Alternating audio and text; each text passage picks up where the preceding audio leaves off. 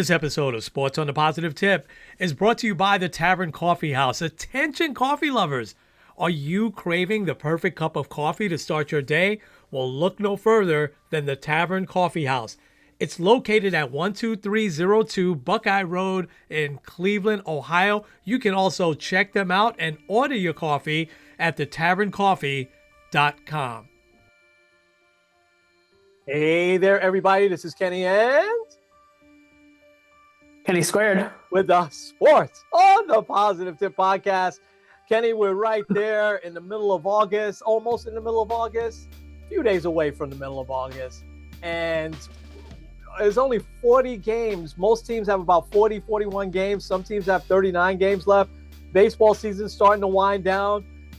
We will definitely get to the rankings probably a little earlier than usual. This is our opening, though. And we've got 4 or 5 very quick stories that we wanted to get into. Let's start with the NBA because you've got some thoughts on the NBA schedule, and then I want to give the update from Pablo Torre on the whole Kawhi Leonard thing, which really is getting deeper. But what were your thoughts here on the NBA schedule as they unveiled that the other day? Yeah, first, I like the hype behind it. It started in the NFL, but like the NBA and also MLB, like they had a whole thing when they put out the schedule for next year already. I like the Knicks playing the Spurs on Christmas Day. The Christmas Day schedule is stacked, not even just with the NBA, but also some pretty good NFL games. Yeah. But my biggest issue is I don't mind, I like the Knicks opening night. First of all, usually it was just one team playing, it was just one game on opening night. But I understand, okay, triple header, let's make it fun. Of all the teams you could have picked, you had to pick the team that would bring in, the most outside noise with it. You could have put the Knicks and the Celtics. There still would have been a lot of fun interactions there. You could have done, the Knicks and the Pacers, Halliburton returning and having him watch them raise a banner before he did when he was a game away and tore his Achilles. But you had to go with LeBron James. And it just it feels like the Knicks, Knick fans have been waiting for banner night for 50 plus years. Yeah. And yes, it'll be kind of satisfying having LeBron sitting on the opposite end and him watching the team that he would have gone to win a championship without him. But still, it just, to me, it takes away too much of the excitement and hype around what could have been it'll still be a very fun night in the Garden. But it's just it just kind of annoys me. You could have picked somebody else. Yeah. And if you had LeBron coming to Madison Square Garden against the defending champs, it's going to be a busy night anyway. Yeah. You can make that a Tuesday night in February and people would still gravitate towards it. I don't know. Right. Yeah. The only thing I'll add is it's a good way if the Knicks can pull off a win on opening night, they can show them who's boss. So yeah, that's true. Now you mentioned there's a triple header. I only knew about OKC San Antonio as the next game. Is there a third game? Yeah, it's actually before that. The next one. It's Boston and somebody. Okay. So they're playing an earlier game, like a 5 o'clock or so game, 5 or 6 o'clock, something like that. And then Celtics Pistons at 3 o'clock. Celtics Pistons at 3 o'clock. So that's really the opener, I guess. It's early. That's interesting. Listen, your point is well taken. I hadn't even thought about that. Because you had to know the Knicks were going to be on opening night. And I think all of us do. But then with LeBron's side, I think that does the pressure, right?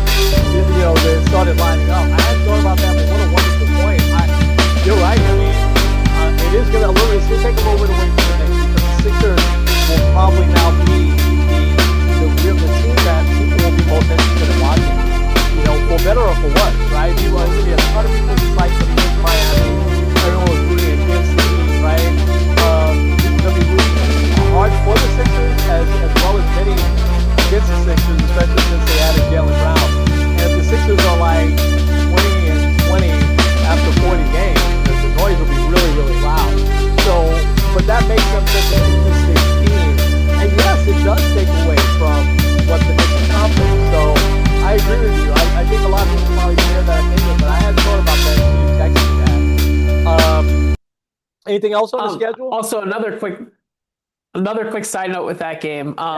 Should the Yankees make the ALCS, Oh, that God. would be the same night as Game 7. Oh, my gosh. Wow. So how many TVs we're going to need that night? All right. Right. My goodness. Okay. Kenny Pablo Torre is phenomenal. This all comes from him. This is certainly not, you and I are fans, right? Doing a podcast. He's such a great journalist. But we've been following, and some of the folks that listen to us may not have followed along this latest thing with Kawhi Leonard. And I just feel awful talking about Kawhi Leonard because I really like him.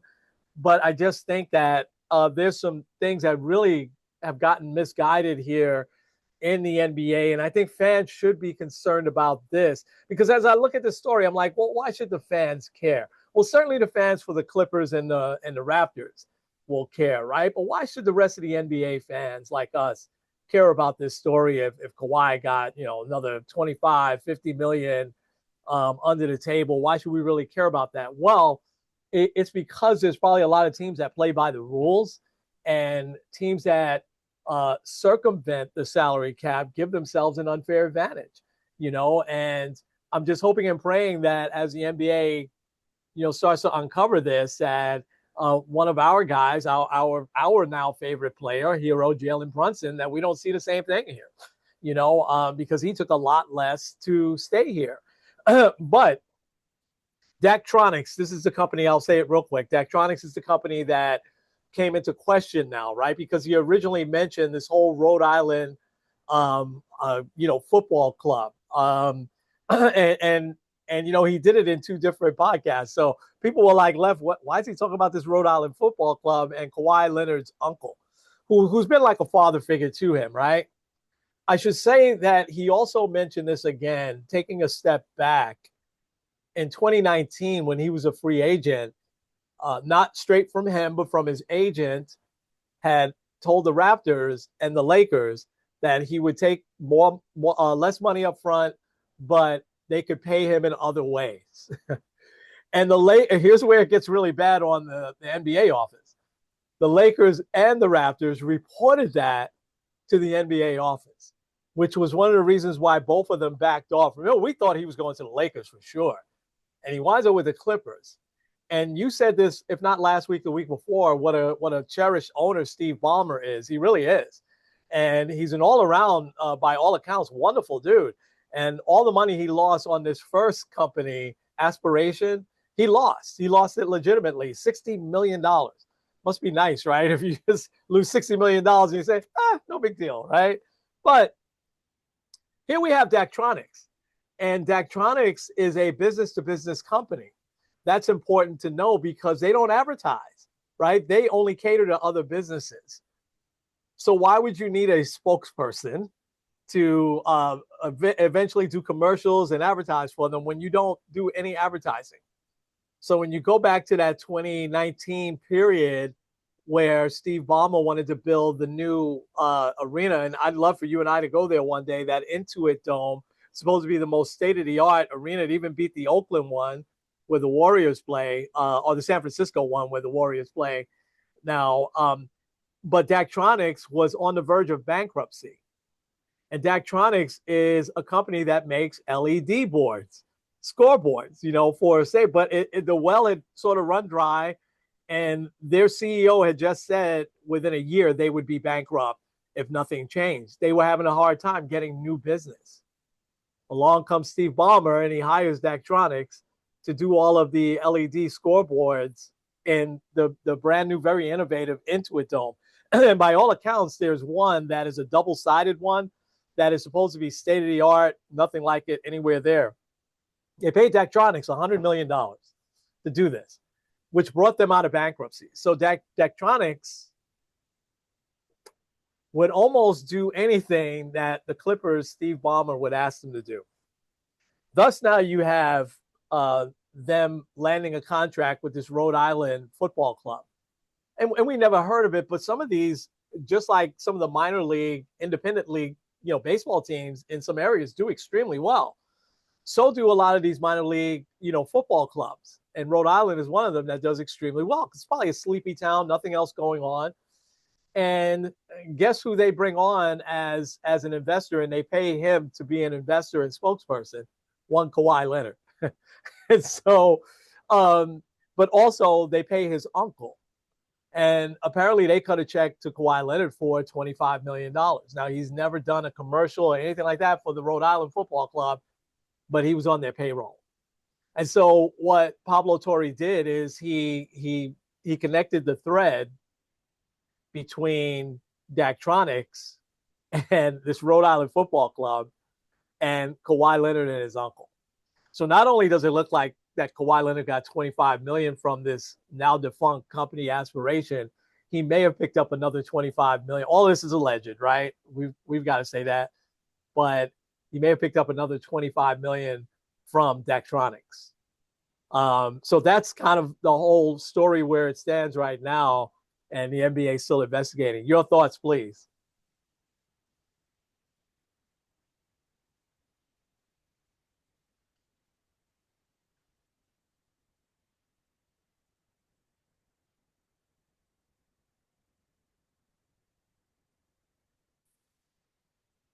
Your thoughts, please. First off, I'll say Pablo Torre is really good at what he does. Like, because I've watched a couple of his videos before, but I don't think I watched the full thing. And seeing like the time and energy he takes, it was really impressive. And like, and if this was like a courtroom, it's like, man, you don't really have much to stand on, do you? And man, it's pretty incriminating. And I think I think part of maybe I'm thinking more the reason why the NBA is taking so long is because as they keep trying to find stuff, more and more stuff keeps coming out. Yeah.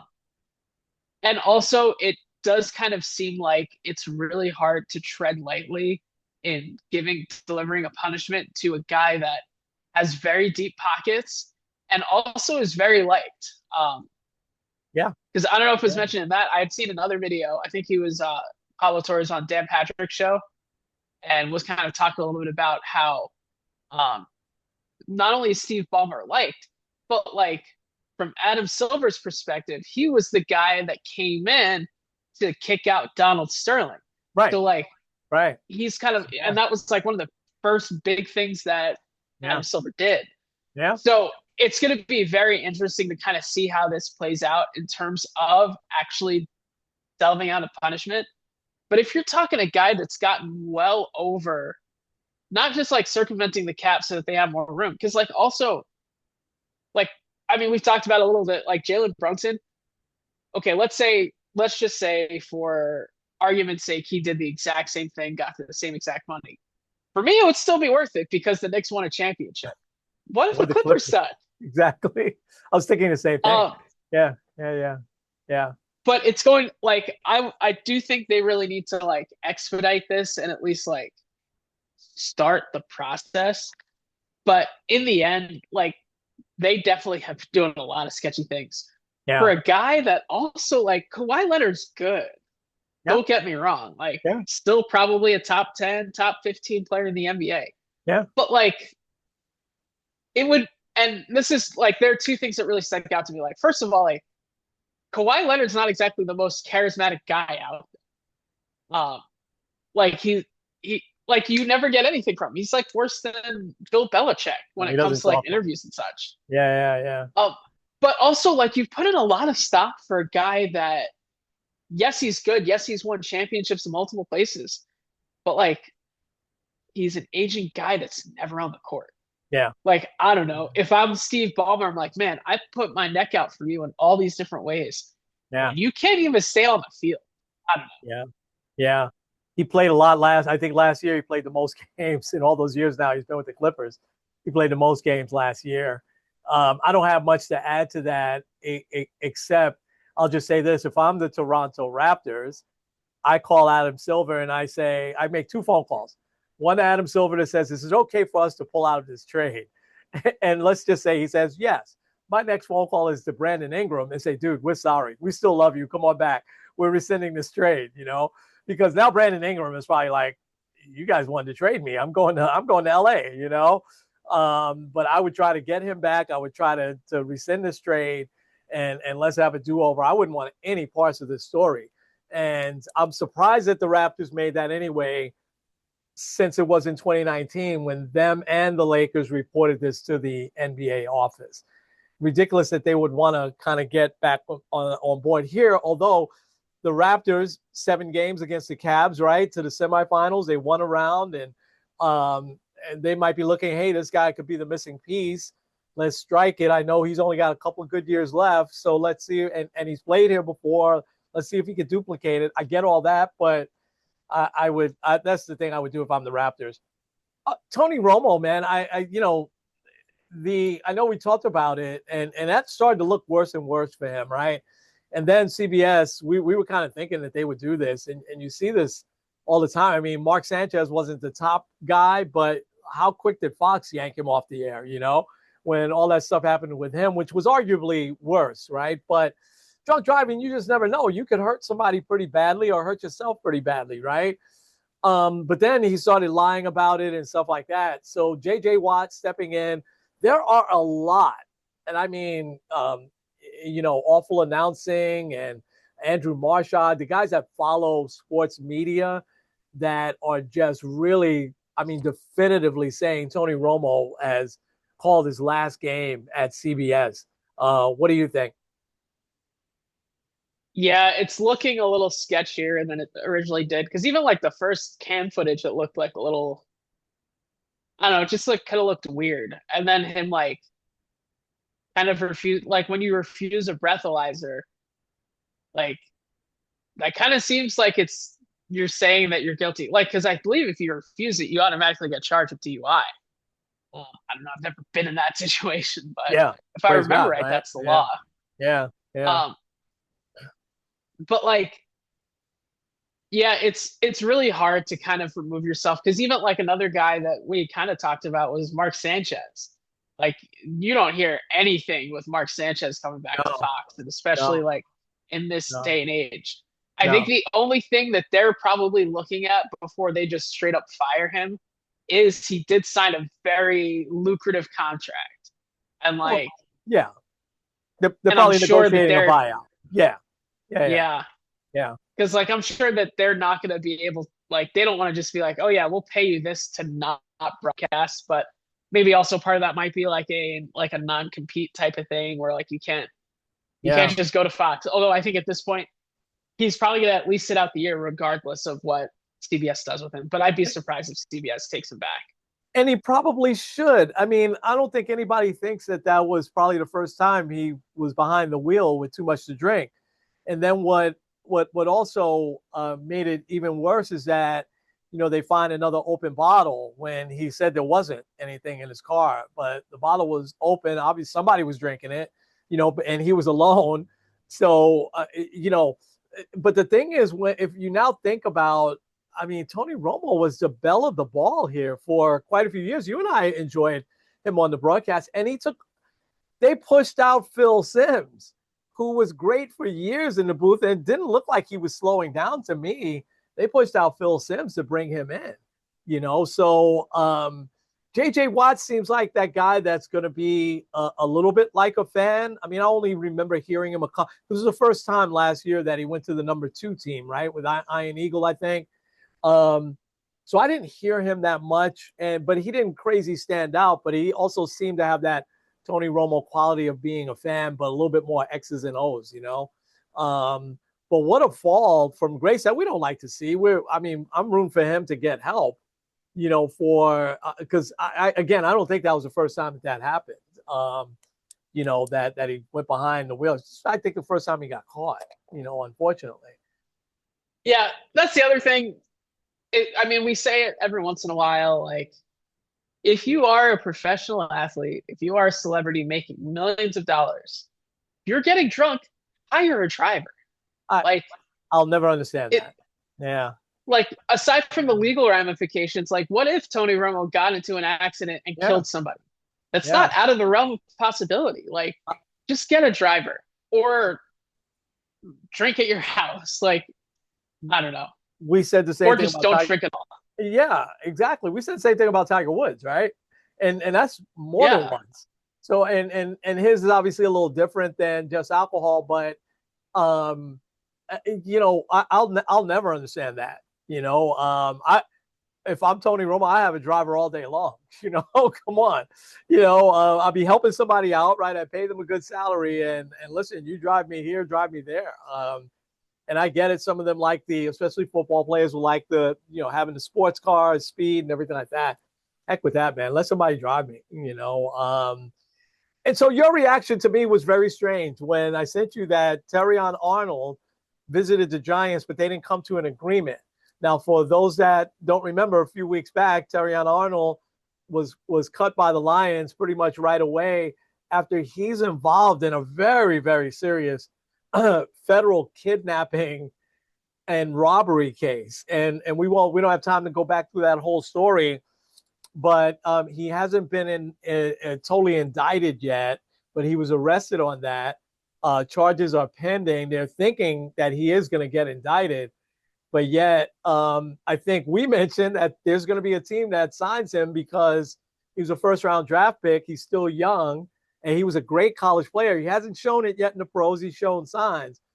But it looked like Harbaugh is very, very interested in bringing him in. Your thoughts? I don't. The Giants have too much controversy as it is. Like, you have a new head coach. There's the weird stuff with Jackson Dart and uh, introducing Trump, which I know like caused a lot of issues with people. Right. Just like, to me, this time of year, it's like the most irrelevant that you can be until September comes is the better. Like, no quarterback controversies, no significant injuries, no random fights on the sidelines, and then you're good. But Yeah. like the second that you start bringing in these different aspects of this guy is doing this, and this guy is doing that, and we're signing a guy that's facing charges. Like, to me, I wouldn't touch this guy because even if you sign him and he gets charged in 2 weeks, like he's gonna get suspended. Yeah. Yeah. I'm with you. I don't have anything to add to that. I think that by all accounts, he was a good guy until this happened to him. Remember, the story is that he got set up and robbed, and he's trying to get, the people back that did it. And apparently it was people that worked for him. But I wouldn't, I mean, the Giants, you're right. You want to just focus in on one thing, and winning this year, and that's it. Don Nelson passed away the other day. Don Nelson, a great coach. I remember him as a player. He almost became a coach probably a year or two after he was a player. That's why he coached a long time. But he was with the Celtics. We never liked him here because at that time in the early 70s, the Knicks and Celtics had quite the rivalry. I'm sure he won a couple of championships with the Celtics. I think he was on that team that beat the Bucks and then beat the Suns a few years later in the 70s. But he became a great coach, but his teams never got over the hump. I don't think any of the teams that he coached got to the NBA Finals.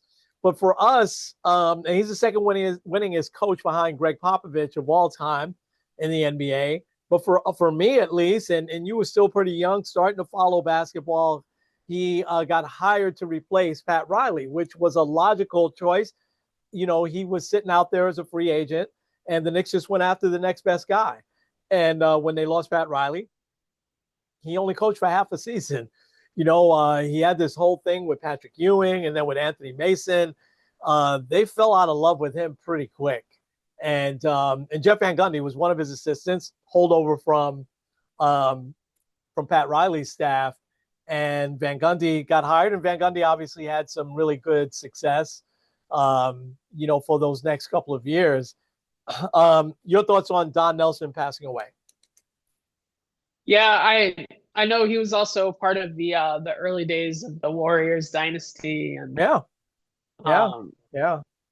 Before Mark Jackson, and like, coach. Yeah, yeah, so it is sad. I didn't realize that he was the second winningest head coach of all yeah, time. So you mentioned that earlier. So yeah.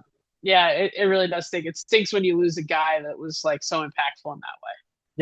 Yeah. By all accounts, he was a great coach. I mean, he always improved the teams, but he never seemed to get them over the hump. He coached them his last 8 years of his career. He coached the Mavericks. So he coached well into his 70s, I believe, because he was 84, I think, 85 when he passed away. And I want to say it's probably 10, 12 years ago that he stopped coaching. All right. Those are kind of the preliminary stuff. We're ready to get into some baseball. As I'm pulling up your rankings, I want to ask you, have you ever seen anything like what happened in the Toronto Boston Red Sox game the other night, where the scoreboard changed to two outs, literally when there was a fly ball, and both the players took off, but they didn't know that they were relying on the scoreboard, and the umpires had to make a judgment. They let one run score, and they called the other guy out. Did you know the play I'm talking about? Yeah. So I'll give a little more context too. Because the other thing I don't get, something that no one's really talking about. I know John Boy put out a thing. It's like 15 minutes, so I haven't watched it yet. First and third, you have coaches there. Yes. And the coaches didn't know the outs either. Yeah. I don't know. Something seems a little off there. Yeah. But yeah, so essentially it was first and third with one out. Fly ball to center field. Both the runners thought there was 2 outs. So the catch is out number 2. And then they throw, and this is the other mistake that was made. They threw to first when they should have just thrown to third. That way the runner at third would have been out as opposed to the runner at first. And because the third out was made after the run scored from third, then it's a timing play. It's not a force out. Therefore, the run counts. However, if the Blue Jays if they didn't leave the field, the Blue Jays, if they didn't leave the field and appealed at third base, then that run wouldn't have counted. Technically, it would have been like the 4th out of the inning. I don't know how that would have been scored. Kind of wish that would have happened either way. But to the next inning, yeah. But yeah, like that would have been like the 4th out of the inning essentially, which would have stopped the run from scoring and then also end the inning. Weird. It was really weird, and I hadn't thought about the coaches on that because I was thinking the players should know how many outs, but that's what you got coaches there for too. But yeah, I didn't realize they rely that much on the scoreboard because obviously they looked at the scoreboard and saw 2 outs. Right. That's crazy. What a great! So all my years watching baseball, I never saw that before. Never ever saw that before. All right, I will keep quiet and turn it over to you for this week's rankings. Yeah, I had a little fun with this one. There's a couple of really interesting nuggets here. The last tier, part of the 7 million. You're like, wait, that's a weird number. 7 million was the viewership of the Hall of Fame game last week. Wow. So, which I think is more than any regular season game for baseball and basketball. So yeah. Panthers Cardinals, right? I mean, it's not like it was a huge was it Panthers Cardinals, I think, right? Yeah. Yeah. Panthers Cardinals, like there's no like real juice there. Oh my gosh. Yeah. That and is the 7 million were a fan of those 6 teams. So, because like at this point, come on, like if you're a Rockies fan, what are you watching for? I know the Mets have been kind of exciting. That strikeout dude is fun. I'm still watching. I mean, you'll still have the loyal fans, like Angels fans, like A's, Giants, like, but you're also watching the Hall of Fame game. You're going to be watching your preseason football teams. If you're a Browns fan, you're watching Deshaun Watson go up against over Shador Sanders, whatever it might be. I know. The Angels, speaking of them, they fired all their coaches. Like they fired 2 or 3 a few weeks ago, and then they fired the rest of them, right? I'm not laughing that they got fired. It's just if there's an organization that just is really off the rails and doesn't have direction. They have no idea what they're doing. I have no idea. Yeah, I agree. Mike Maddox is one of the most revered pitching coaches in Major League Baseball. Yeah. And you're like, goodbye. It's not his fault that you have no pitching. Half a season. Yeah. Yeah. I don't know. But yeah, I agree. They don't know what they're doing. 2 weeks too late. These teams are have kind of gotten worse at the wrong time. Yeah. Um, Yeah. because like if you're talking a month ago and you have a bad 2 week stretch, you're probably selling. But these teams didn't really sell, or they sold some. I mean, I know some of them did, but like they're getting bad at the wrong time. The Blue Jays, what was the last time? I'm more saying this anecdotally. When was the last time that like a defending league champion missed the playoffs and was under 500? Because it looks Uh, like the Blue Jays are going to do both. yeah. I mean, Yeah. one that comes to mind is the Red Sox. I want to Yeah. say 2014, but I don't know. Yeah. Um, Nationals they're just a weird team. I saw Hunter Green for the Reds is undergoing a second Tommy John surgery. Oh, He'll be wow. out for a year and a half. I Stinks for guess that's them. why you didn't get Um, traded, I guess. Yeah. yeah. Um, and then Pittsburgh, I don't know what the heck is going on with Paul Skeens this year. Yeah. He's been He's like done it. human. Yeah. Um, but the one I want to focus on because the Yankees have been playing them is Seattle. Seattle has been in a really bad stretch. But like what's so confusing about them is they aside from like Polanco couldn't have meant that much to the team. I mean, look at what he's doing Right. with the Mets this year. It's not like Um, that big of an impact. yeah. But like Cal Raleigh had 60 home runs last year. He has 51 hits this year. That's Um, crazy. and I know he was hurt. Yeah. A lot of people I mentioned to you before, like right now his batting average at 151 would be the second or no, sorry, the third lowest in the live ball era. Um, or sorry, I think the worst in the live ball era and Wow. like the third or fourth worst in Major League history. Yeah. Wow. Uh, Part of it's probably injury. Like because dealing with an oblique, a lot of hitters say like when you have an oblique injury, you're probably going to stink for like a year. So like he might be healthy enough to actually like play, but Yeah. it affects your swing so badly. Wow. Also, the World Baseball Classic. Someone joked and said that he lost all of his aura when he failed to shake Randy Arozarena's hand. Such a Um, terrible moment. Yeah, it was. but Jeez. like we talked a little bit about dramatic drop offs. Tim Anderson retired recently. Yeah. Um, his drop off. There's also the Field of Dreams game kind of connection there. Um, Cal Raleigh's drop off. It's the his drop in OPS is one of the worst drops from one season to another ever. Wow. It's just really weird. Yeah. Dangerously lurking. These teams are pretty good. They're kind of just lurking there. If they hit a hot streak, they can go right up there. Miami, they had a bad stretch. They've kind of turned it around a little bit. Arizona is second in the West. They're right there up there for a wild card. Houston is inevitable, I guess. I don't know. They're like I think 3 games over 500 at this point. Um, the rest of the division just like hates winning. I don't get it. St. Louis, they're pretty good. They're a hard team to figure out. I think they still need a couple pieces there. Texas also, I don't understand them at all. I don't Yeah. get where they're thinking and what they're doing, their direction. Minnesota's kind of lurking there. The big drop is if you go from like week to week is Cleveland. Yeah. They've really struggled recently.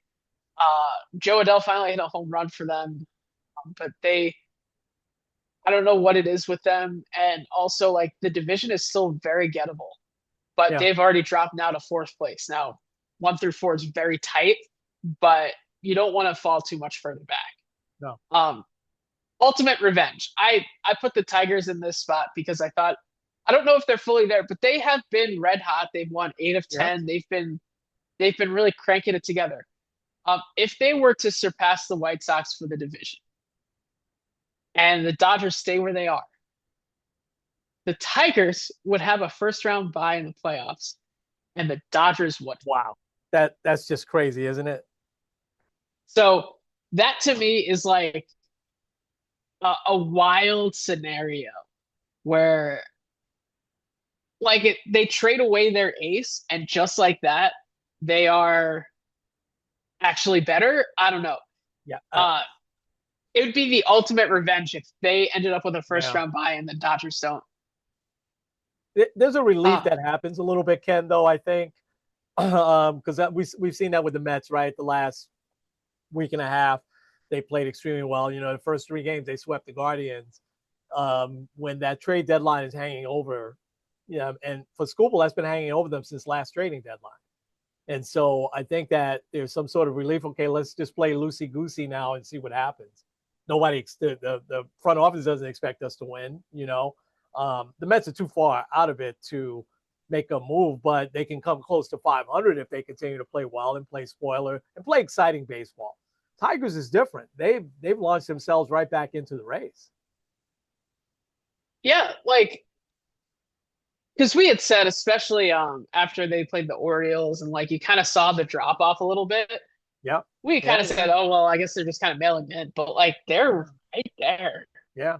But it would be quite the story.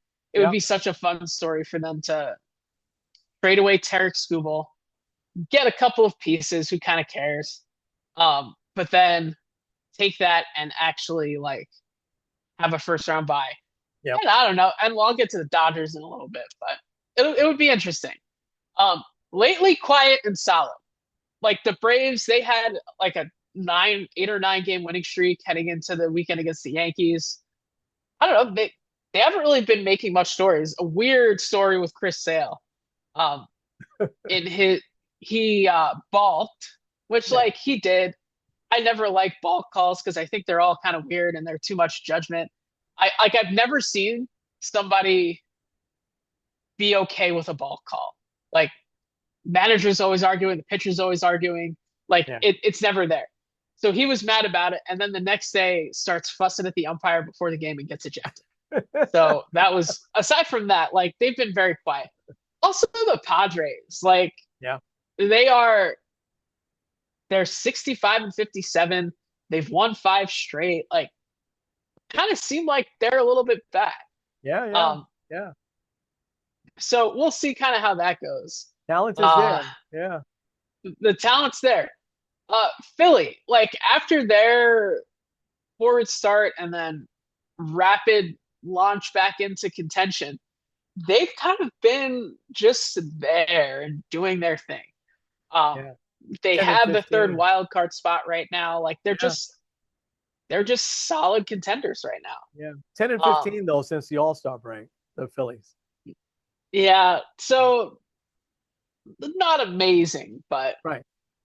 Also the White Sox. The White Sox had their Pope Hat night, but they've also like, I mean, they haven't been playing amazing, but they're still in first place. They're 3.5 up. Like right now, you kind of have to say like, are the Chicago White Sox going to be the number 2 seed in the American League? Incredible. Like that has to be a real talk, especially with like 6+ weeks left of the season. Incredible. Okay, on to the fun part. Don't listen to the narrative. If you listen to WFAN, you would think that the Yankees have been like in the worst swoon possible. Yeah. But like, let me just pull this up. This is who they've played since the All-Star break.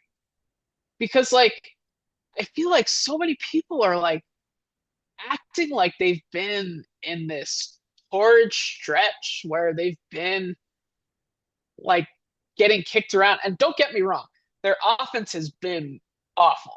Like they have barely above a 200 batting average since Judge has gone down. But also like part of it is who they've played. Since the All-Star break, they've played the Dodgers, the Pirates, the Phillies, the White Sox, the Cubs, the Cardinals, Braves, and now the Mariners. Wow. Aside from their 2 games against Seattle here, all of those teams are either right at 500 or well into contention, and they've played pretty well. Yeah. Now, granted, let's also add the fact that they're missing 3 of their top hitters in Judge, Stanton, and Belly. Yeah. And like with that, like Ben Rice, who was playing so well, he is now like the only guy people are circling in the lineup. Like they have been doing this with like basically no lineup for a month plus. So Yeah. don't listen to the narrative. The Yankees, they'll be fine. Totally And agree. they're also playing well. Like it also doesn't help that they have uh they have lost ground in the standings, but it's not because they have been struggling. It's because the Rays and the Red Sox have just been so blistering hot for so long. Yep. The Rays now have the best record in baseball. They've won 9 straight. The Red Sox too. Let's get to them Yeah. because everyone's like, "Oh yeah, the Red Sox they'll be in the World Series." I mean, can we chill with that? Like, I know they've had a great stretch, but still, like, it's a long season Yeah. and they're still like just kind of there. Now, right now, I think they're pretty secure in the wild card, especially since the American League has been so mid. Yeah. But like there were people saying like the Dodgers and Red Sox is like a World Series preview. It might be, but like they would have to get out of the wild card round. They would have to also beat whoever else they might be. Right now, it's looking like if the playoffs started today, it'd be Yankees, Red Sox, and the winner plays the Rays. So, like, can the Red Sox beat the Yankees in a short series where they're facing Cam Schlittler, Garrett Cole, and Max Fried? And then Well, a can lot of they also beat yeah. the Rays? Like that's a Yeah. lot to ask. That's not to say they can't do it, but Right. a lot to ask. Yeah. And then with the Cubs, don't listen to the narrative about like I think there's so much emphasis on the Brewers are so much better than them. They're not really. Like they're only 3 games back. Um, and I know the Brewers have probably better pitching rotation, but like also the Cubs have probably what's going to be the MVP in Yeah. PCA. Yeah. Like at this point, like I think we're gonna hit a little bit of the Shohei Ohtani fatigue, especially if he doesn't pitch again this year. Um, and I think they're looking to crown someone new there. And I think he's like the guy, especially because he has that like fiery personality. He's a guy that a lot of people like. He plays really hard. He hustles. So like the Cubs, I think a lot of people aren't taking them as serious contenders, and I think more people should Yeah. I because I agree. think like people need to take them serious. Yeah. Um, Once again, they're kind of in the same boat as these other guys. Like they are right now in the wild card. Can they surpass the team that's ahead of them? We'll see. Yeah. Field is better than paper, and that goes with the Dodgers. And I think we've seen that for the last few weeks. Um, since they've traded Tarek Skubal, they've had one of the worst records in baseball. Yeah. We said it last week. It's great to have a super team. We still got to win the games on the Gotta field. do it on the field. And I think a huge test is going to be this weekend against Milwaukee. They got 4 games coming up against the leaders in the National League. That's They gonna be can fun. kind of show they can show why they're the 2-time defending champions by really slapping around the Brewers this week. Yeah. I'm assuming I don't know if I can find quickly the pitching matchups here. I would assume that we're going to get a Tarek Skubal game. That's a good way to show the Brewers, like, man, this is who you could have had, and you decided not to. So, Yeah. But yeah, so feel better than paper. Last tier is owner's nightmare. Um, that's the Rays and the Brewers.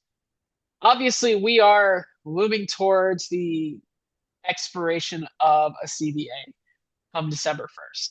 Yeah. And all of the talk is about how competitive imbalance really hurts the sport. Yeah. It hurts the brand. Yeah. And the Dodgers signing everybody is bad for baseball. If this is the World Series matchup,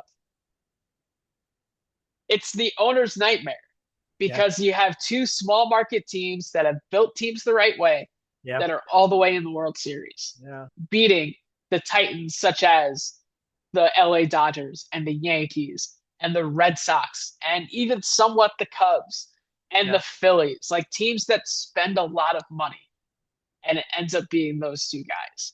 It would be the owner's nightmare because it would be a perfect narrative to say you don't need a salary cap if you can just build a team the right way, and then you'll be fine.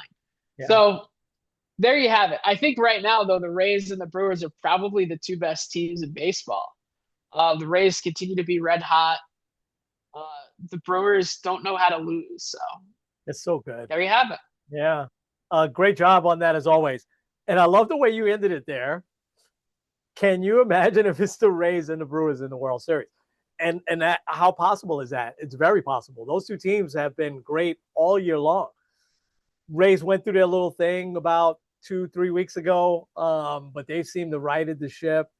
And the Brewers have just been crazy good all year long. And that's after losing Freddie Peralta, right? How did he do in his second start, I wonder, with the Rays? Do you know? I don't know. Yeah. I'll see if I can find Didn't it. hear anything, but all right, good stuff. And while we're in this little bit of a lull season, well, we came up with two quick things, and we're going to do them now. That we would just add into the show for these next few weeks until we get around the football season, unless we have some huge stories that happen between now and then. We wanted to make a case for. Go ahead. What was Peralta? Decent. They played the A's, 6 innings, 3 runs, 6 hits, 5 strikeouts. Okay, he got to Not bad. 6 innings this time. Okay, all right, good. I feel bad for him, man. I really, especially in his walk year too. His we'll see. Hopefully he rights the ship. I think. I mean, I'm sure you wouldn't like that because he rights the ship. He's a big time pitcher for Tampa, but we'll see. We had a great conversation in the car ride from Cleveland to Detroit about guys that aren't in the Hall of Fame, and some of them are steroid guys, right? Like I think we talked about Rafael Palmeiro a lot, where we really couldn't figure out where it was that he started taking steroids, because he was always like hitting anywhere from 29 to 39 home runs every year. But anyway, because he denied it and then got caught, he's never getting in, But Albert Bell is one that's always, he's my case real quick for today. He's one that's always puzzled me. And I always thought, but as I looked him up, and there is one thing why I think also that he didn't get in. I think one of the main reason he hasn't gotten in is because nobody liked him. When I say nobody, the writers didn't like him, because I saw this quote that he said, I always did talk to the media. They just didn't like what I had to say. So I thought that was pretty good. But Albert Bell, in that era, man, from 93 to 99, he averaged 41 homers and 127 RBIs. In this 1995 year, you and I talked about that. He had 50 homers and he had 52 doubles. 50 homers and 52 doubles. And it was in 143 games because he missed a little time that year, right? So that whole year was 50, 126 RBIs, and he batted 317. He had a 1.091 OPS. He only struck out 80 times that year. This guy wasn't a big slugger that struck out all the time. He only struck out 80 times, which was around his average. He never struck out more than 100 times. And he had a 401. He had a 401 on-base percentage that year. And listen, because I like him, the MVP that year was Mo Vaughn. and I think Mo Vaughn was MVP for just exactly what I said. I think everybody likes Mo Vaughn. Mo Vaughn had a big year, 38 homers, I think, somewhere around there. But other than that, not even that. Every category, Albert Bell beat him in. But Mo Vaughn was very, very likable, very personable with the media. And I think that year is a microcosm, I think, of why he didn't get into the Hall of Fame. I want to just really quickly bring up 1998, second year after he signed as a free agent with the White Sox. 49 homers, 152 RBIs. He batted 328. He had 48 doubles, so he's only short on doubles by 50 doubles by 2. He only struck out 81 times, and it was 3.999. I'm going to round that up to 400 on-base percentage, and he was a 1.055 OPS. And so just in that 9-year period, I think, and then, he had a couple of other great years outside of that 9-year period, but a few things, right? He had a hip injury with the Orioles. He tried to come back, and he felt like he just couldn't do it. He just couldn't do it. A hip injury for a slugger like that could be devastating, and for him it was. And so that shortened his career. He only played 12 years. So that's one thing I think against him in the Hall of Fame. Um, the second thing I think is against him, and maybe that's number one, people can decide that, is nobody liked him. The writers didn't like him, right? But then the other thing I had forgotten about, I forgot in 1994, he was caught with a corked bat. And that Oh yeah. Sammy Sosa got caught with the same thing, you know.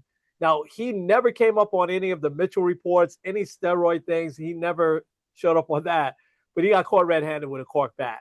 That's a big strike against him, I would think. Even though after '94, like the following year, he said this. He said, "I had something to prove," because everybody thought it was just a cork bat. So then he goes on in '95 to have that huge year with the 50 homers and 52 doubles. So one might say even after that, but maybe it's too short of a window for him. He was a five-time All-Star, which I think, works kind of in his favor. But, he came up for the Eras thing in 2017. And you know who beat him out that year?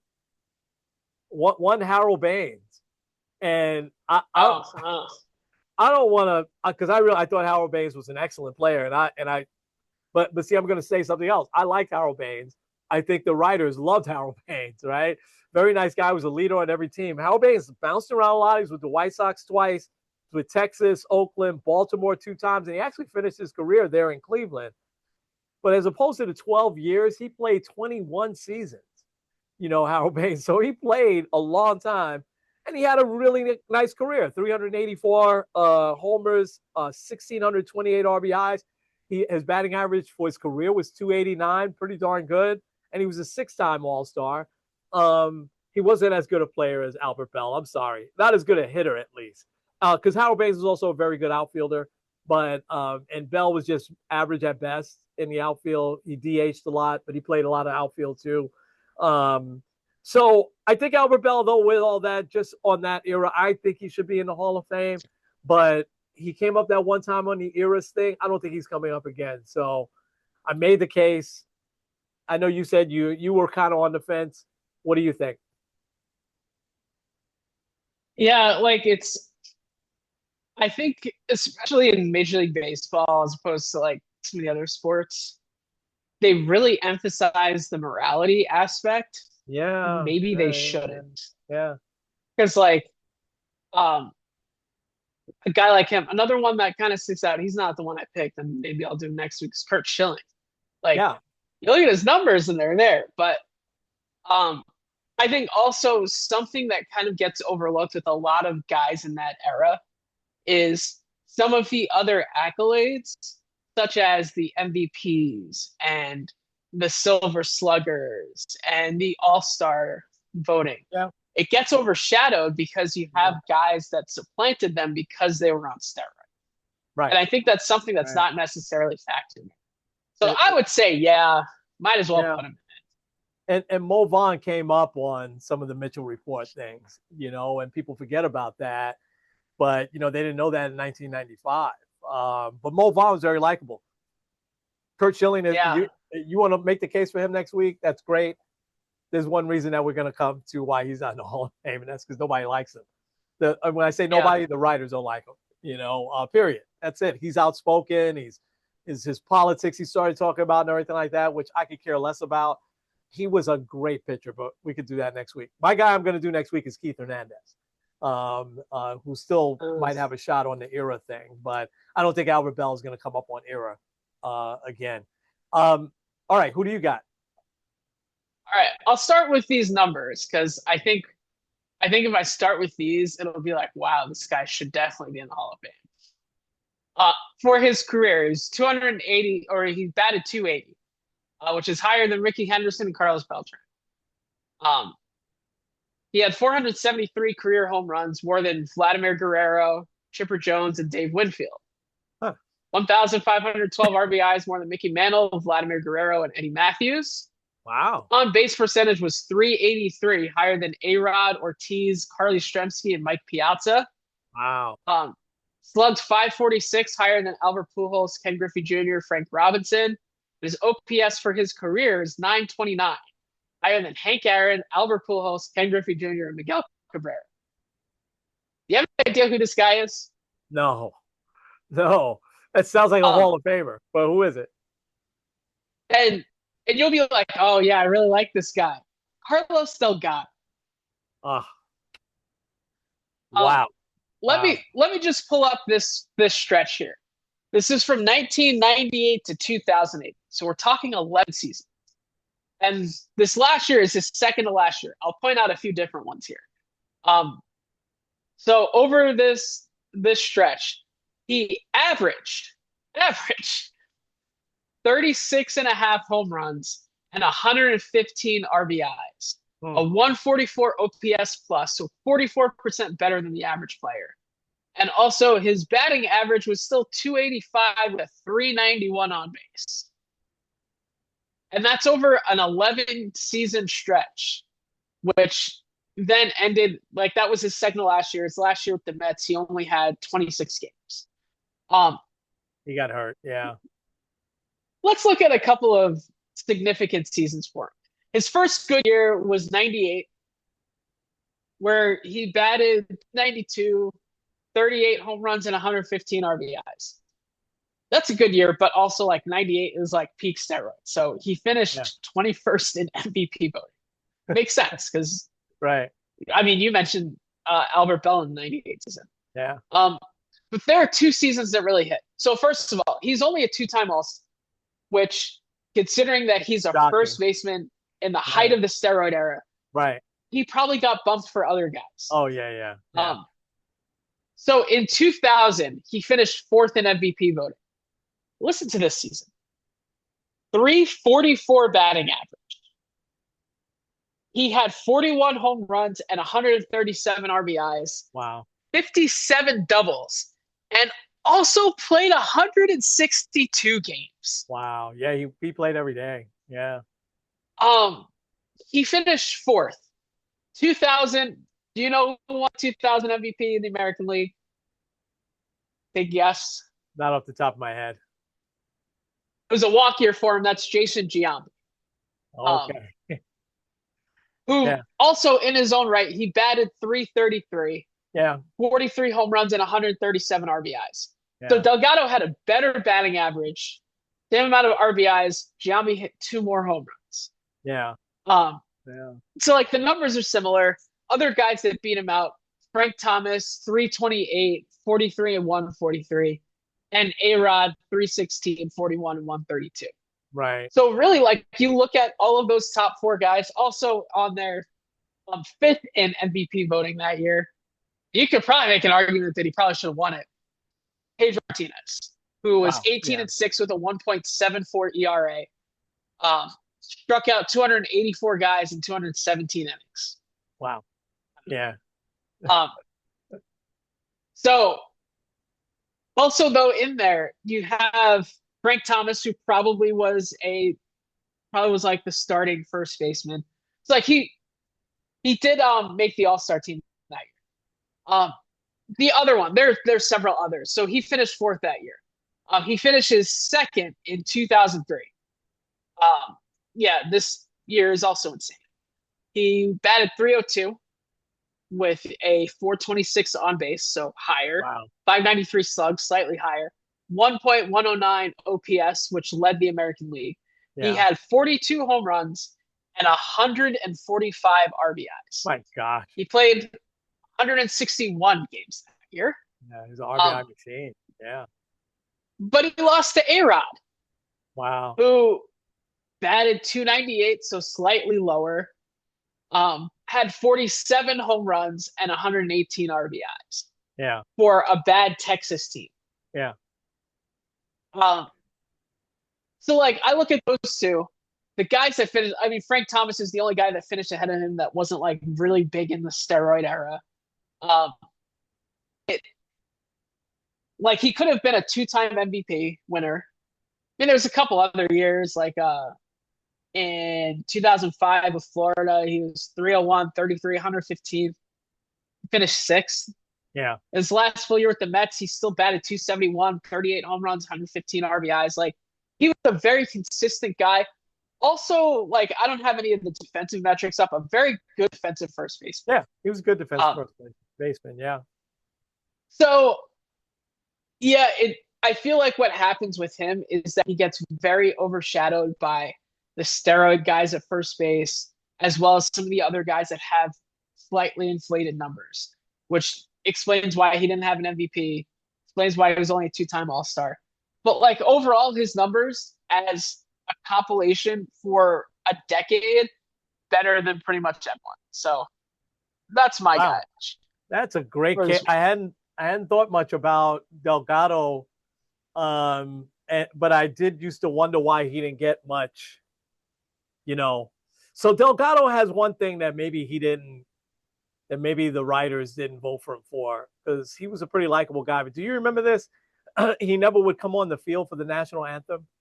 Remember, he would always go in the dugout oh, and or in the clubhouse, and his whichever manager he was under, he didn't play for too many teams, right? He just played for Toronto, shortly for the Marlins, and then with the Mets. None of the managers, they let him, which they should, right? It's you have the freedom to, we have the freedom to stand up or freedom not to, right? Um, Maybe that's the only thing I could think of. Um, but I don't think the fans even noticed that. It wasn't until someone wrote an article about that. The fans were like, "Really?" I mean, do you notice during the during the national anthem what players are out there, what players are not? I'd never noticed. But that was one thing, and he never I he only never spoke about it. Yeah, I only noticed it when it was a big deal with like the NFL and Colin yeah. Kaepernick. But other Colin than that, Kaepernick. Yeah. Other than that, you don't really notice it. So that's the only thing I can think of. The guy seemed to be a wonderful teammate. He showed up every day. He played every day, and he could hit righties and lefties. I mean, he was a dangerous hitter. And he had that day against the Yankees doubleheader where he had like 3 home runs and like 14 or 15 RBIs in the doubleheader. I think he had 2 grand slams, one in each game, something like that. But yeah. he was a dangerous hitter. He really was. Wow. Okay, that's a good one. All right. So you don't have to say who your guy is next week, but I'm definitively going to do some research on Keith Hernandez, because I think he still has a chance on these era things coming up soon. And I always was curious why he's not in the Hall of Fame. Although I have one thing I think why, but I'll talk about it next week. All right. So real quick, my top 3 running backs that I've seen. See, because football, you don't remember the stats. So I'm just going to say, because these guys were just so good, and 2 of them are all time, up there. Walter Payton, number 1. I thought Walter Payton was great. Always, he was tough. He won the championship, jump over people. I mean, he was just an amazing running back. Emmitt Smith, I thought was just crazy consistent. I never liked those Dallas Cowboy teams with Aikman and Michael. I appreciated the greatness, but they're from a bygone era of Dallas Cowboy teams. But Emmitt Smith was just reliable, showed up every day, always had over 100 yards in every game, and he impacted the game so much. And because those teams were so good, and he had such a great offensive line, but he took full advantage of that. There's been other running backs that have had great offensive lines, and Smith knew how to hit a hole and how to wait and everything. He just had a way about himself that I thought was great. And then Barry Sanders is the guy that was so electric. It was too bad his career was short. He just walked away. Great documentary I told you about him. I think it's on Amazon. Gives a little insight as to why he walked away. But I still, after watching it, I'm like, why did he quit again? He just didn't like the direction of the team was going. But he could have played a few more years at least. He quit after 9 years. But all 3 in the Hall of Fame, obviously. Even Sanders they put in. But he was the most electric, I think, out of those guys. But my favorite running back probably of all time, I'm saying those are the best. My favorite was probably Curtis Martin.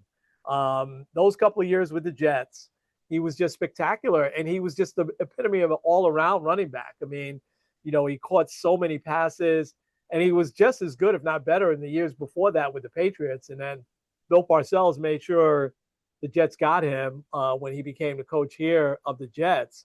And but he's just his style and everything was one of my favorite, probably my favorite running back of all time. So that's who I got. Who you got?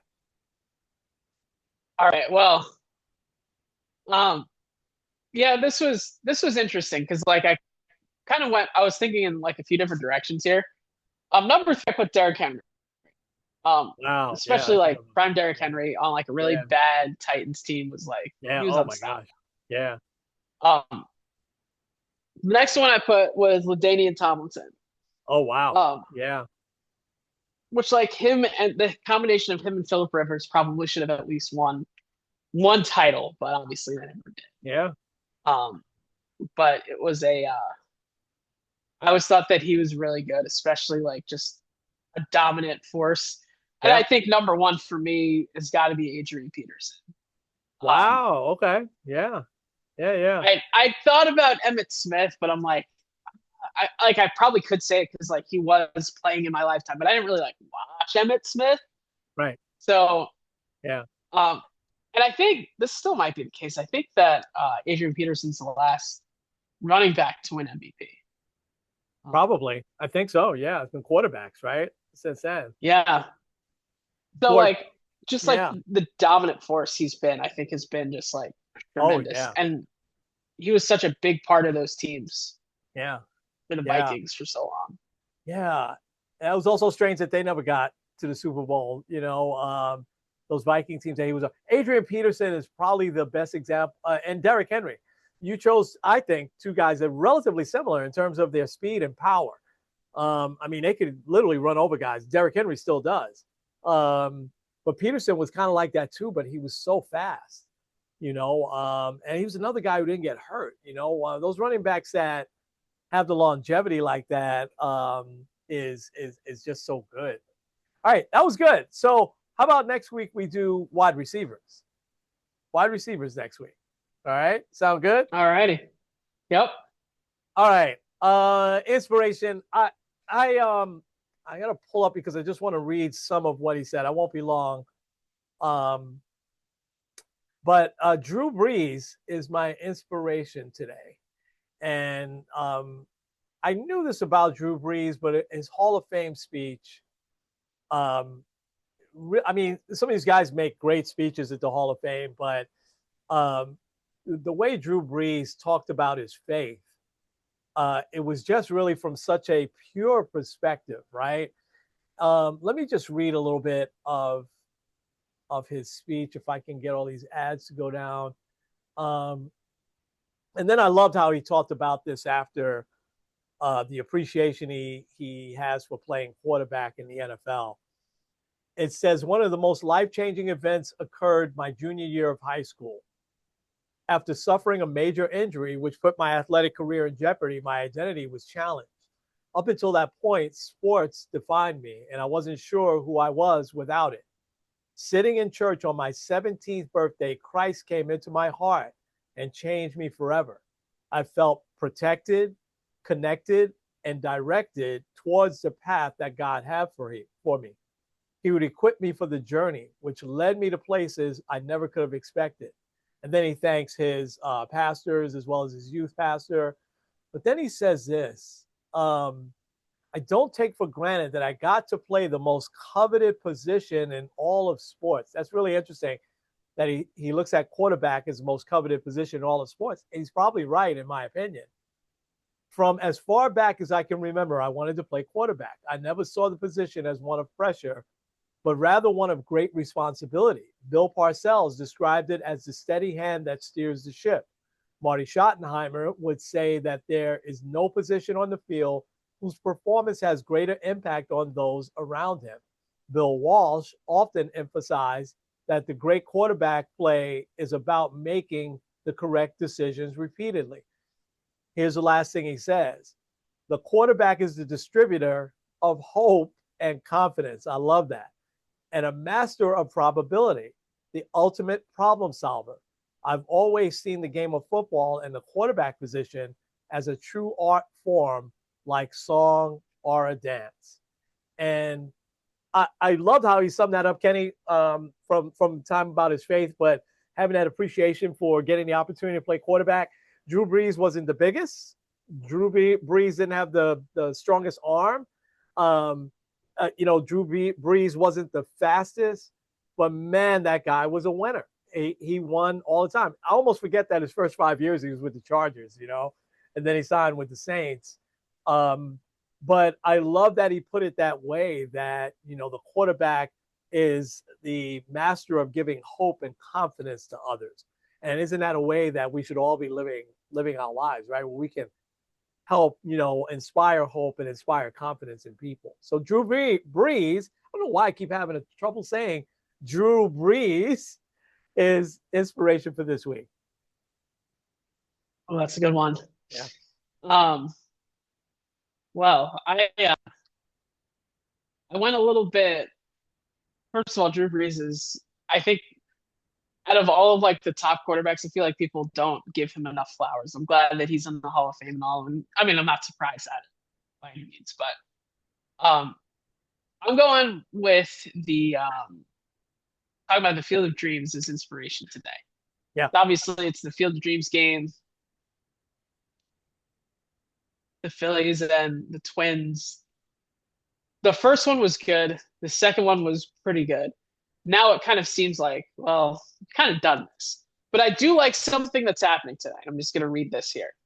So they're going to do like a big on-field ceremony. But the on-field ceremony will feature a special tribute inspired by the Phillies, who they honored 4 players who reached the major leagues, wore a Philly uniform, and were active on the club roster, but never appeared in a regular season game, similar to the memorable Moonlight Graham movie. And these 4 guys is Tim Gradeville, who's a catcher in 2006, Tim Leahy, a pitcher in 2008, Jeff Stinger, a pitcher in 2022, and Will Toffey, an infielder in 2022. Who were finally taking the field in front of Phillies fans as part of a ceremonial first pitch. They did that a couple weeks ago, as their prep for the upcoming Field of Dreams game, giving guys a chance to actually take the field as wearing the Philly cherry pinstripes and throughout the ceremonial first pitch. So wow. Those 4 guys got a shot. I thought that was kind of a cool thing. So it is. Yeah. Wow. Okay. I love it. So you're my eyes tonight, because I'm not going to be able to see it. We have a concert that we're going to, but I love these Field of Dreams games. I think it's great. And I like that they kind of figured they would pick the Phillies on the 250th anniversary, right? But how random is that to pick the Twins? But the Twins are a Midwest team, not that far from Iowa. So I think that's so cool that they chose the Phillies and the Twins to play tonight. Awesome. All right, man. We are probably not doing a show next week. We're going to be on vacation. So we'll probably see you guys or talk to you in 2 weeks. Right? Sounds about right? Yeah, that's not football preview, is it? Nah. No. Nah, we still got a couple of weeks. We got a couple of weeks, yeah. Okay. All right. So wide receivers, and we'll make a case for Hall of Fame. Kenny's keeping his to the vest. That's fine. I'm going to do Keith Hernandez. Him and Mike Piazza, my 2 favorite Mets of all time. And so I think I can make a good case for Keith Hernandez. In the time being, Kenny, go ahead. Let's take us home. All righty. This is Kenny Squared N. Kenny. With Sports on the Positive Tip. We'll see you guys next time.